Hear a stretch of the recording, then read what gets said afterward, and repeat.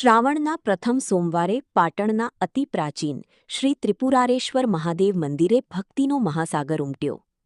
108 દીપકોની મહાઆરતી અને દિવ્ય આંગીના દર્શન કરી શ્રદ્ધાળુઓ ધન્ય બન્યા. જગન્નાથજી મંદિરના ટ્રસ્ટી આચાર્ય પિયુષભાઈ અને વિનોદભાઈ જોશીએ પ્રભુના શ્રીચરણોમાં શીશ નમાવી ધન્યતા અનુભવી. સેવાભાવી કાર્યકરોની અથાક મહેનતથી કાર્યક્રમ સફળ બન્યો. પાટણ 17 ઓગસ્ટ. પવિત્ર શ્રાવણ માસના પાવન પ્રારંભ સાથે જ સમગ્ર ભારત વર્ષના શિવાલયો હર હર મહાદેવ અને ઓમ નમઃ શિવાયના ગગનભેદી નાદથી ગૂંજી ઉઠ્યા છે. સનાતન સંસ્કૃતિમાં શ્રાવણ માસ એ કેવળ એક માસ નથી, પરંતુ કલ્યાણકારી પ્રભુ શિવની સાધના, આરાધના અને આત્મશુદ્ધિનો પવિત્ર પર્વકાળ છે. આ આધ્યાત્મિક તરંગો વચ્ચે ઐતિહાસિક નગરી પાટણના પણ અનેકાનેક શિવાલયોમાં શિવભક્તો પૂર્ણ શ્રદ્ધા અને સમર્પણ ભાવ સાથે લીન બન્યા છે.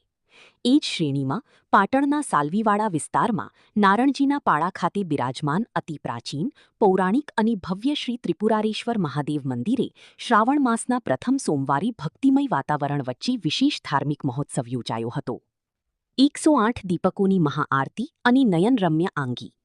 શ્રાવણના પ્રથમ સોમવારના પાવન અવસરે શિવાલય પ્રત્યે સમર્પિત ઉત્સાહી કાર્યકરો અને ભક્તો દ્વારા દેવાધિદેવ મહાદેવના શિવલિંગ પર અત્યંત સુંદર, ભાતીગળ અને મનોહર આંગી સજાવવામાં આવી હતી.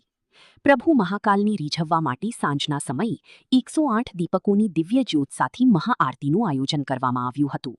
દીપકોના પ્રકાશાંજલિથી સમગ્ર મંદિર પરિસર દિવ્ય ઊર્જા અને ચૈતન્યથી મહેકી ઉઠ્યું હતું. મહાનુભાવોની ઉપસ્થિતિ અને શિવપૂજનનું મહાત્મ્ય. આ દિવ્ય પ્રસંગી પાટણના સુપ્રસિદ્ધ શ્રી જગન્નાથજી મંદિરના ટ્રસ્ટી આચાર્ય પિયુષભાઈ અને વિનોદભાઈ જોશીએ વિશેષ ઉપસ્થિતિ આપી હતી. તેમણે મહાદેવજીના દિવ્ય સ્વરૂપના દર્શન કરી વિધિવત પૂજન અર્ચન તેમજ મહાઆરતીનો લાભ લઈ કૃતાર્થતા અનુભવી હતી. આ પ્રસંગે વાત કરતા આચાર્ય પિયુષભાઈએ શિવપૂજાનું આધ્યાત્મિક મહત્વ દર્શાવતા જણાવ્યું હતું કે શિવ એટલે કલ્યાણ અને લિંગ એટલે પરાત્પર બ્રહ્માંડીય ઊર્જાનું પ્રતીક. શ્રાવણ માસમાં મહાદેવજી